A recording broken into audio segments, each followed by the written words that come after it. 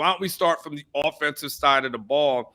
And this one's going to be a hard one because let's start with quarterback when we start giving our grades. Now, I don't know if we want to do this as a cumulative whole. Are we adding in Quinn and Hudson, and that's going to be our grade? Or we're going to do them individually, because one may bring down the other. So, how do you guys want to do the quarterback grades, Alex? What's your thought on this one? You just want to do a cumulative at this point? I think that's probably. I think whatever we do for the quarterback, we should do for every position. Yeah, I think cumulative probably the way to go. Personally, all right. Cumulative is the way to do it. All right, so let's do it a cumulative grade. So we've got 6-game sample. Obviously, Quinn Ewers starts the season. He gets hurt versus Bama. He's out. Hudson Card has to fill in. There's some rough moments, but then there's the West Virginia game that happens. Then Quinn comes back, obviously, and we saw what he did against OU. So we have to start off with the quarterback grade, adding in highs and lows. Alex, I'll start with you. What grade would you give the quarterback position so far, midseason grade? So Hudson Card's played 244 snaps. Quinn has only played 125 snaps so far. Charles Wright's played 10 snaps. So we're looking at about a 66 to 34 to 2%, 2 to 3% share between those guys. So Hudson Card's played 2/3 of the snaps. So if we're talking about the grade, 2/3 of the input needs to come from Card. Just based on the Texas Tech game, and we can talk about when we talk about offensive line, are we going position by position with offensive line or just offensive line as a unit? We just also have to line as a unit. Okay, so, when we talk about the offensive line, we'll talk about how bad a game they played versus Tech. Now that we've gotten a 6-game sample, look and compare them. That was something I talked about in my column today. But, Quinn's been so good during the time that he's played that I just think that because if it was just Quinn and he's played the way that he's played and he's made the throws that he's made and he's put the things on tape that he's shown, I would give the quarterback an A+ if it was just Quinn, right? Mm-hmm. I think I would give Hudson something like a B- maybe, or a C+, just for keeping he basically kept the thing on the rails. There was the loss, but you don't want to ding him too much for it. I think a B- to a C+. So if I'm averaging those two things together, I guess what I come out a B+. Mm-hmm. B+, I think is what I give them in total. But if it was just Quinn, I've been so impressed by that guy. I'm certainly more impressed than I thought I was going to be. I have some hesitancies about him, especially and even if we saw him in camp. Anwar, you and I walked around. We said, or was that me and Jason, just saying dude, both these guys look like dudes you would see at a Texas Pro Day from years past. Both these guys looked really good against air, and I'm like, well, if Quinn's not that much different than Hudson, how much more can we expect? Boy, you see that guy getting in these football games. He is a gunslinger. He doesn't he DGAF, dude. He goes out there and he lets it rip, and you love to see it. So I think cumulatively, I'm going to go B+ for the position. All right, Alex, I got you down for a B+.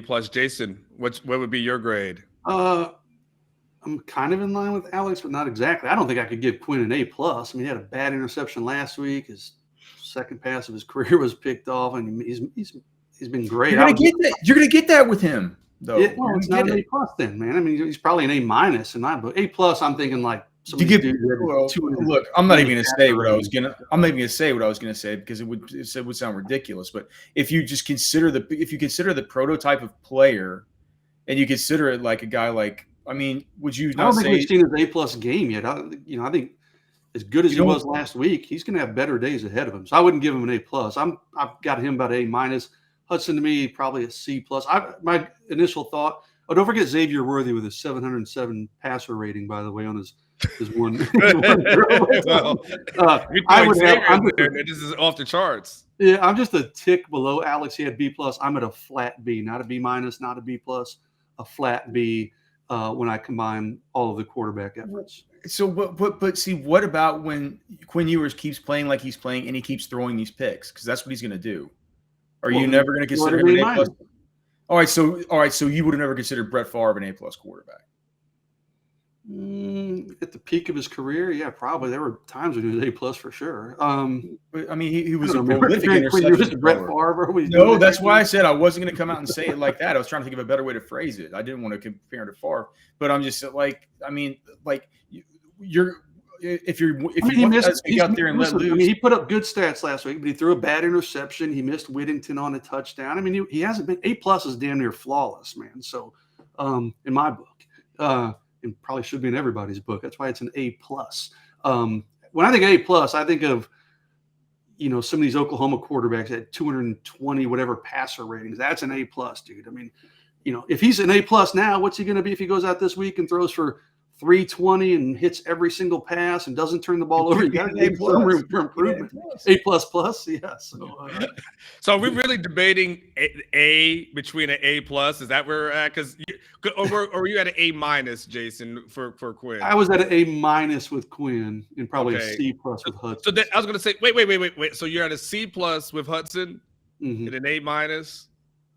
Okay, so that gives you a solid B there. Solid B overall, yeah. I think they've been good, but I think there's room for improvement still for both of them. Yeah, it's interesting for me because here's the thing: I can hear both arguments, and I can hear it's kind of like I'm kind of in between. Like I hear exactly what Jason's saying as far as what perfection and what your comparison is definitely fair, Jason.